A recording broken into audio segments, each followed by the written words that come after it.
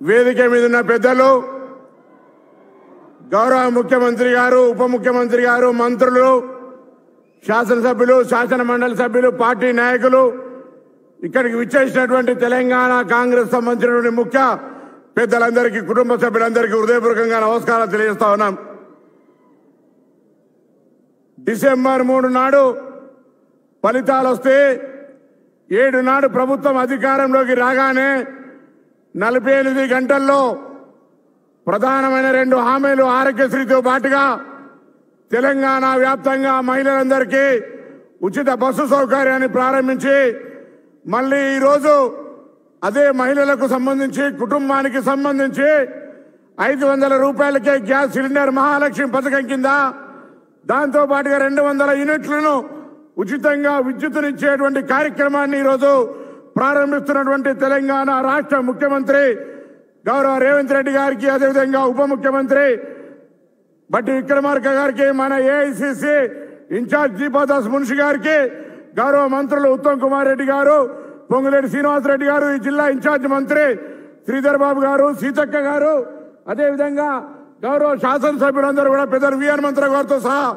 అందరం కూడా ఈరోజు ఈ కార్యక్రమాన్ని లాంఛనంగా మనం ప్రారంభోత్సవం చేస్తా ఉన్నాం.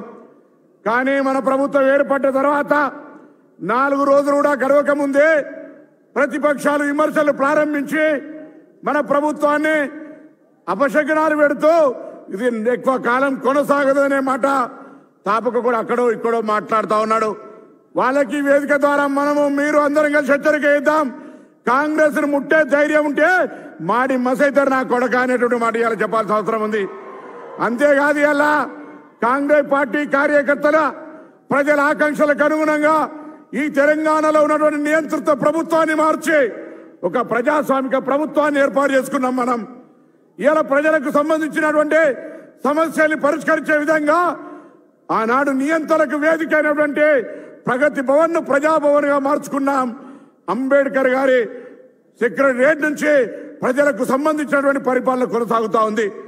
దయచేసి ఇక్కడి నుంచి పోయిన తర్వాత రాష్ట్రం మొత్తం మీద ప్రతి గ్రామంలో ఇక్కడికి రానటువంటి వాళ్ళు కావచ్చు, ప్రతి కార్యకర్త మన ప్రభుత్వంపై చేస్తున్న విమర్శల్ని గట్టిగా తిప్పికొట్టే విధంలో ఇక్కడ కూడా వెనుకడుగేయద్దని చెప్పే మాట మనం చేస్తా ఉన్నా. 70-80 రోజులు కానీ ప్రభుత్వాన్ని 10 సంవత్సరాలు పరిపాలించినటువంటి టీఆర్ఎస్ ప్రభుత్వము వాళ్ళు ఇచ్చినటువంటి హామీలు అమలు కాని హామీలు ఎన్నో లెక్క తీసి ఇప్పదీసి కొట్టమని అడుగుతా ఉన్నా. అదేవిధంగా భారతీయ జనతా పార్టీ అసలు 10 సంవత్సరాల్లో తెలంగాణకేమిచ్చిరో లెక్క చెప్పమని వేదిక మీద అడుగుతా ఉన్నా. తెలంగాణ ఏర్పాటునే వ్యతిరేకించినటువంటి, తెలంగాణ ఏర్పాటును అవమానపరిచే విధంగా మాట్లాడే బీజేపీ ఈ తెలంగాణలో ఉండే హక్కు ఉందా ఒకసారి ఆలోచన చేయండి.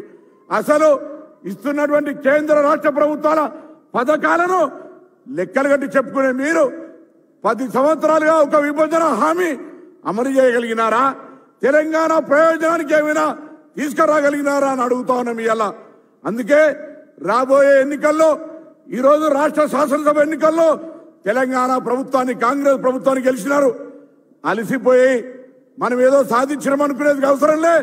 రేపొద్దున పార్లమెంట్ ఎన్నికల టార్గెట్, దాని తదుపరి కార్యకర్తలు ఎన్నికలైనటువంటి స్థానిక సంస్థలు గెలిచే వరకు ఎవరు కూడా అలసట పడద్దు, అలసిపోవద్దని విజ్ఞప్తి సందర్భంగా చేస్తూ చివరకు శాసనసభ నుంచి మొదలుపెట్టుకుంటే స్థానిక సంస్థల, సహకార సంస్థల ఎన్నికల దాకా గెలిచే ప్రక్రియ తీసుకొని ముందుకు పోవాలని కోరుతూ ఏ గ్రామంలో, ఏ మండలంలో, ఏ జిల్లాలో, ఏ శాసనసభలో టీఆర్ఎస్ బీజేపీ నాయకులు మన ప్రభుత్వాన్ని, పార్టీని విమర్శిస్తే అక్కడికక్కడికే గట్టిగా తగిన బుద్ధి చెప్పే విధంగా మీరందరూ తయారై ముందుకు నడవాలని, అందుకు రాష్ట్ర మంత్రులంగా, ప్రభుత్వంగా, పార్టీ నాయకత్వంగా ఎల్లవేళలా అందరం కూడా కలిసి ఈ కేంద్రంలో ఉన్నటువంటి ప్రభుత్వాన్ని, ఇక్కడ ఉండబడేటువంటి నియంత గతంలో పరిపాలించి ఈ రాష్ట్రాన్ని అప్రమేయం చేసినటువంటి కేసీఆర్ గారి యొక్క అవినీతిని బయటపెట్టే విధంగా ముందుకు తీసుకుపోవాలని కోరుతూ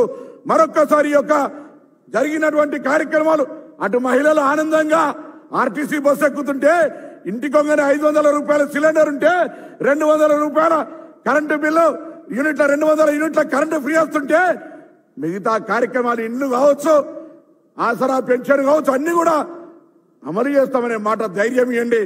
1,05,00,000 అప్లికేషన్లు ప్రజాపాలన కింద తీసుకున్నాం.